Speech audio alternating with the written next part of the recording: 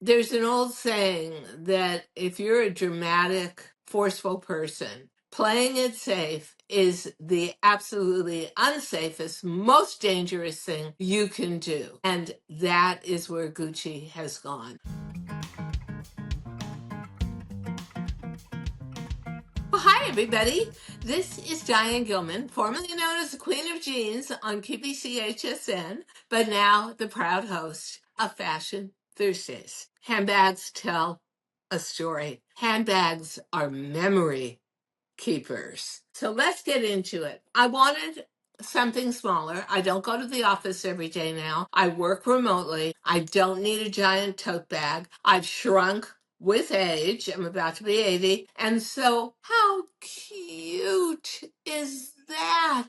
Oh my God. I just love it. I didn't have time to buy additional charms yet, but they'll go in with the keys on the champagne. I just got to get them in champagne gold. How cute. And then I thought, you know what? Purse is going to be lonely. I got to get a scarf to match. So I got this scarf and it's got the G's. It's got the whole logo. Actually, the artwork makes it look like the jacquarded canvas. I am set to go. And I've worn it out once already. And I got much positive attention. Mission accomplished. And why do I, like a magnet, like a moth to a flame, keep going back to Gucci? I don't know what it is. First of all, if you're going to ask me between French brands and Italian brands as a fashionista, I have always gravitated towards Italian brands. Yeah, I like Chanel. I might have one purse by Chanel, one jacket by Chanel that honestly I don't think I have worn in 25 or 30 years more than once. Isn't that wild? Just look at the brand all the time here, Chanel, Chanel, Chanel, and it is not for me. But Italian brands are wild. Now, most of the Italian brands, Versace, Valentino, Gucci, Dolce Gabbana, Armani, Cucinelli, are all family owned or were family owned and were started as family businesses somewhere at the turn of the 20th century. However, they're also bad boys, and every single one of them, Gucci, Versace, Valentino, Dolce Gabbana, and Armani, have all been through it and at it with the Italian government for tax evasion and tax fraud, especially Gucci and Versace. And then again, how many families do you know that have betrayal, imprisonment, power struggles, fraud, excessive greed and spending, and leaving it for last of all, murder? Oh, yeah. So when I'm carrying this bag or wearing this scarf, I feel like I've got a soap opera going on. I like the fact that there's a history. I like the fact that it's multi-layered, that it's enriched, that it has amazing drama to it and twists and turns. I will also say there's another method to my madness, but I don't buy anything I don't love. Gucci may not be around for long. It no longer is in the hands of the family, which was the creative force behind it to begin with. I think it's taken a very dim twist in terms of its styling. There's an old saying that if you're a dramatic, forceful person, playing it safe is the absolutely unsafest, most dangerous thing you can do. And that is where Gucci has gone. They're afraid to be bold. They're afraid to do color. They're very different from what the original Gucci was. So when did it all begin? Well, it all began in 1921. And it was Guccio Gucci. Yeah, that was actually his name. God, look at this guy. Talk about powerful. Talk about good looking. And interestingly enough, launching a luxury brand in what was to become the worst economy on earth, the Great Depression, which not only affected America, but spread around. Now, he had three sons, Aldo, Vasco, and Rudolfo. And although they look very happy there, they spent most of their lives, honestly, stabbing one another in the back. One bought the other out. The other was fighting against the other one. You know, it reminds me of secession. I don't think the sons were ever what Gucci was as a founder, but the philosophy was there, and it was upper level. It was beautiful craftsmanship. It was impeccable leather. And then they started forming the brand strength through all the tapestries of the double G's. Maurizio was accused of forging his father's signature to avoid inheritance taxes, and it just went on from there. The luggage is impeccable. If I could afford it, I would have Gucci luggage. I think that is like the height of luxury. Well, he fled to Switzerland, evading corporate tax fraud. And I got to tell you, the Gucci family has fought losing ownership of this company for decades. But I think that the height of insanity in the family was the murder of Maurizio, the last prominent family member to control it. Oh, yeah. His wife, Patricia, murdered him. She couldn't take it. Now, they moved to America, New York City, and they made themselves really known. She was much greedier even than the sons were. He eventually left her and eventually divorced her, and she was left with almost no money, and she couldn't take it. She hired assassins to kill him, and she was successful. And the trial, which went on around 1993 and slightly onwards, destroyed the family. That was the end of family ownership. Now, in her height, she was excessively glamorous. She was really that Italian, super tan, beautifully coiffed, tons of jewels, over the top. And then she went to jail for almost 20 years, to prison. She got let out finally in 2016. Now, the company is sinking. And this has been a theme forever. And then it got bought out by Kering. And then in the late 90s, it had a shot of adrenaline in someone I honestly at that time had never heard of, Tom Ford. He did his first collection for Gucci, which was color and shine in satin and luxe in velvet and all the accessories to match in outrageous colors. Deep purple and brilliant blue and emerald green. And guess what? You couldn't get enough. It was sensational. It set up Tom Ford for life, and it absolutely put Gucci back on the map, because you have to know something. For a lot of brands, and I'm going to bring in some French brands like Dior and even Chanel, there's no more clothing left. Think about the last time you can remember looking at something apparel wise from Dior and saying, "Oh, I wouldn't wear that," or "Oh, I love that, I'd die for that," or "Oh, that could never fit into my life," or "Wow, I want that no matter what." They don't do clothing anymore. All that's left for them are accessories, possibly a perfume, maybe some makeup. When Tom Ford came to Gucci, he brought it all. And then he spun off and does a fabulous makeup line, perfume scent line, skincare line. I actually love some of his makeup. You have to take a look at the whole story. And what you see is a story of loss of family control, loss of family integrity, and now Gucci isn't owned by Gucci anymore. No, may I say, let's not leave this aside. A final family betrayal was 2020.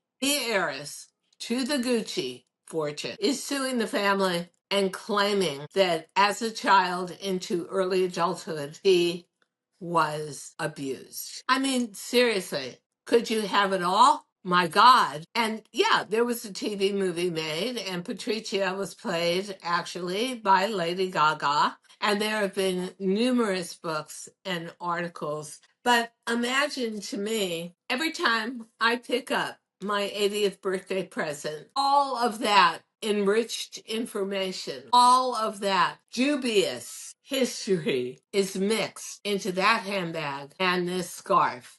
There we go. And you know what? It was really an eye opener to see it dramatized. And I know a lot more because I knew somebody that worked for the Versace family. Being in fashion, you're going to know somebody who's placed somewhere on this list. I also knew somebody that worked for Dolce and Gabbana. That's X'd out info. Each one of these families was absolutely outrageous. I mean, just think about Gianni Versace.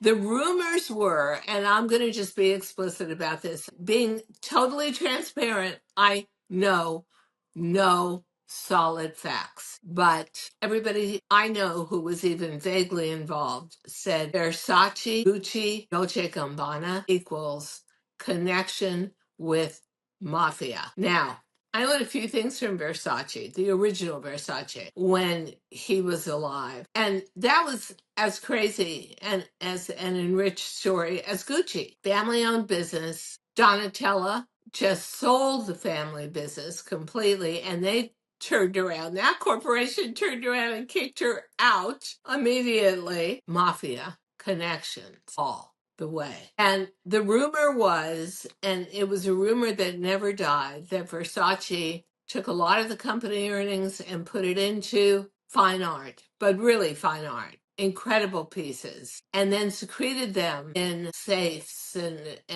caverns and God knows what all over Europe, hiding them. And he refused to pay the mafia their due, and they murdered him. With the Gucci family, it wasn't so convoluted. It was just his ex-wife was pissed off. She didn't have all the money, and she had led a life of really incredible, guiltless spending and overspending, and she wanted to keep on doing it. I mean, okay, more power to you. Didn't really work out too well. She spent many years in prison. Dolce Gabbana, they went through some really, really serious lawsuits with the Italian government over tax evasion. And when that company was sold, they turned around and kicked him out. And they did well to begin with, but you know, he was about dressing the richest women in the world and heiresses and all of these families, whether it was Gucci or Valentino or Dolce Gabbana or Versace,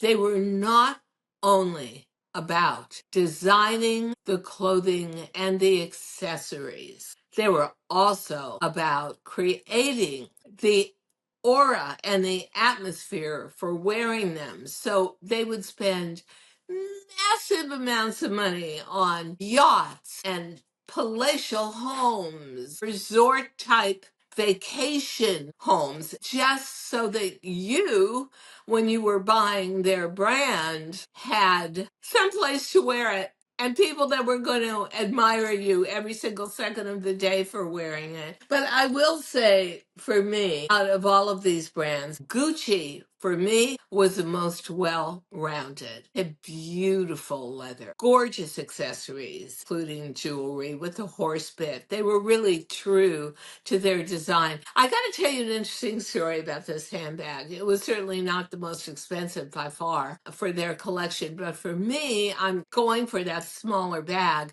It was a perfect size. It's a crossbody as well. So I was wearing it the other day and I wore it to the hair salon. And not only did a ton of women who've never spoken to me before come up to me and say, "Oh, love your bag. Where did you get it?"